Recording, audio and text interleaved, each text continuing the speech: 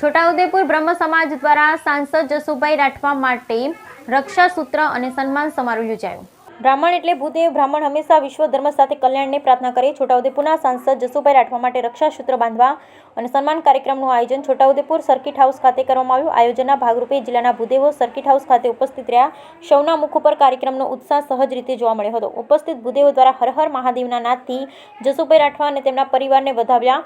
આ કાર્યક્રમ પ્રસંગે સાંસદની સાથે છોટાઉદેપુર એપીએમસીના ચેરમેન મુકેશભાઈ પટેલ, તાલુકા ભાજપ પ્રમુખ કાળુભાઈ નાયકા, તાલુકા પંચાયત પ્રમુખ કલ્પનાબેન રાઠવા, જિલ્લા ભાજપ યુવા નેતા સંગ્રામસિંહ રાઠવા સાથે અન્ય હોદ્દેદારો હાજર રહ્યા। સાંસદ જસુભાઈ રાઠવા ઉપસ્થિત તમામને બ્રહ્મ સમાજના આગેવાનો દ્વારા પુષ્પમાળા શાલ ઉડાડી તેમને આવકાર્યા। વિશેષમાં પૂર્વ આયોજન મુજબ બ્રહ્મ ભાગીનીઓ દ્વારા સાંસદ જસુભાઈ રાઠવાને રક્ષાસૂત્ર બાંધવામાં આવ્યું। રક્ષાસૂત્ર બંધન દરમિયાન ભૂદેવો દ્વારા મંત્રોચ્ચાર કરી વાતાવરણ ભક્તિમય બનાવી દીધું।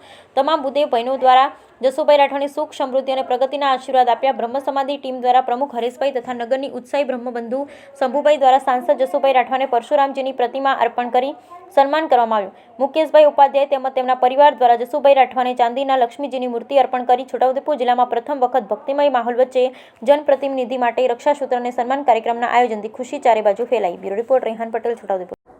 આજરોજ છોટાઉદેપુર જિલ્લા બ્રહ્મ સમાજ દ્વારા છોટાઉદેપુર લોકસભાના લોકલાડીલા સાંસદ સભ્ય શ્રી જસુભાઈ રાઠવા સાહેબ માટે રક્ષાસૂત્ર કાર્યક્રમ અને તેમની જીતના આનંદ અને ઉત્સાહમાં સન્માન કાર્યક્રમ યોજવામાં આવ્યો હતો। બ્રહ્મ સમાજ દ્વારા જસુભાઈ રાઠવા સાહેબ પોતે જીવનમાં સુખ, શાંતિ અને સમૃદ્ધિ પ્રાપ્ત કરે તેવા આશીર્વાદ આપવામાં આવ્યા હતા। મંત્રોચ્ચાર સાથે રક્ષાસૂત્ર બાંધી અને શુભકામનાઓ પાઠવવામાં આવી હતી। સૌને રામ રામ। આજે છોટાઉદેપુર જિલ્લાના સમગ્ર બ્રહ્મ સમાજ દ્વારા મને રક્ષાસૂત્ર બાંધીને